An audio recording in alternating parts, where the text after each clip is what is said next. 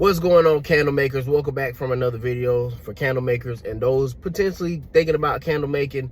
Today we're going to talk about hot throw and what's some of the struggles of getting a good hot throw and why you might not be getting the hot throw that you want. I got 3 things and a bonus, so stay tuned for the bonus that might help you get a better hot throw. So without further ado, let's get into it. My name is Ahmad, man. This is As I Am Candle Co. I've been making candles now about 5 or 6 years. And this is just from my experience in entrepreneurship as well as just candle making and some of the things that I've learned. So hopefully that this helps for you. So let's get into the first one. The first reason why you might be struggling to have a hot throw, and it's fairly simple. And we're going to talk about scent quality, like the quality of your fragrance, right? And so when I'm saying scent quality, we're not just talking about what kind of scent you have, but it's also gonna be the type of scent that you purchase. So it's twofold, right? And I've talked about this in other videos. So when I mean quality, I mean like, are you buying a certain type of scent versus a certain fragrance of scent? So sometimes it might not be a good hot throw because the scent you have is too light. Like some scents just don't perform well or just not heavy scents, right? And so I think that's something that you need to note. So you have to notice, okay, through testing, is this a scent that's just a light scent versus second part of it, which is it's just not a good quality scent. And so scents are made different.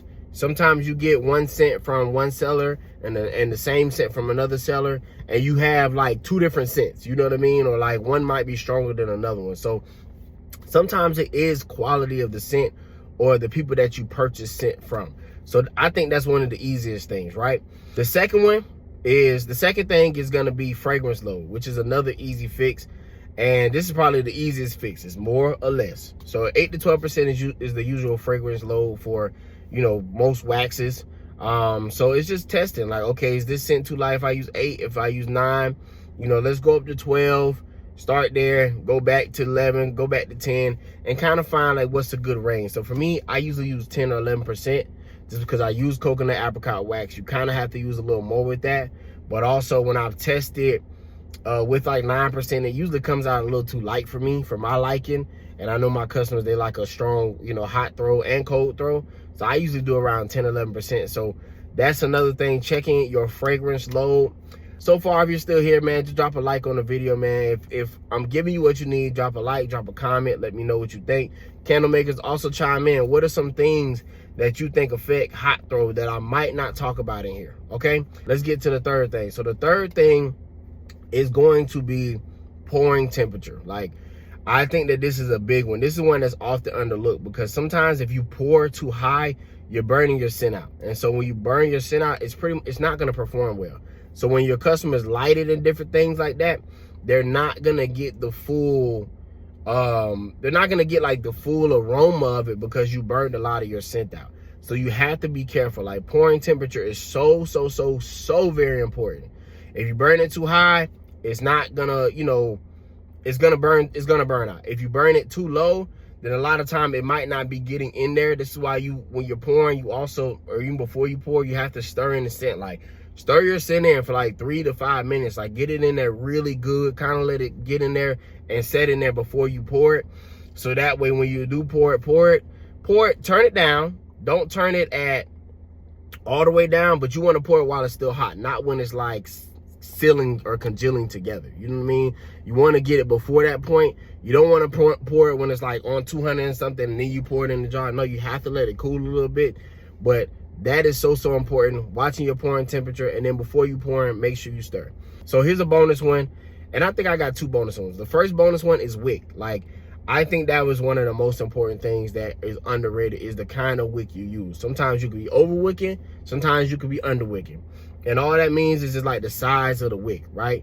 And another bonus is the size of the wick as well as the vessel size. So you have to kind of understand like the comparison. And this is why, you know, with certain waxes and stuff like that, you just got to be mindful and test certain things because those two go hand in hand, right? How well your candle would burn is ultimately due to the size of the vessel and the wick it is. So some vessels you might have to double wick them. Some of them you might be able to do a single wick if it's wide enough. You have to be able to kind of test those things. Like I said, I use Makesies. This is just another plug. I don't, you know, have affiliate with them or anything, but I do Makesies and a lot of other candle sites. They'll tell you kind of what wicks go well with your wax, and you can kind of test those couple things. So wick size, jar size is also, you know, important because they go together. And then another thing that I would say is just making sure that you trimming your wicks before you light, and making sure that you trim them after every burn. Like that is super important, because if they're too long, you're gonna burn.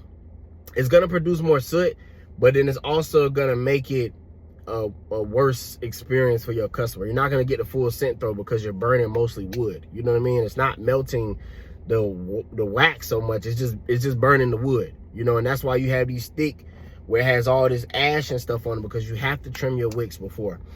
So I hope that these things help you, man. Like I said, fragrance load, fragrance quality, you know, pouring temperature, making sure that you stir it in. Wick size is important. Find which wicks work well with your wax. And then making sure that your vessel is good. And just kind of a combination of these things. You really figure it out as you go, and as you test and as you try things. So if you're not getting it right the first time, that is okay. If you don't get it right the second, third time, that is okay. It's a lot of different factors. It's just like a science process, like a science project. Like you have the process, you have the, you know, this is my theory, this is my hypothesis, and you have to kind of test those things over and over again. Testing, I don't think, should be a long drawn out process, because sometimes me testing is just customer feedback. Like, I made these candles, how do they like them, what's their feedback? Oh, this is too light.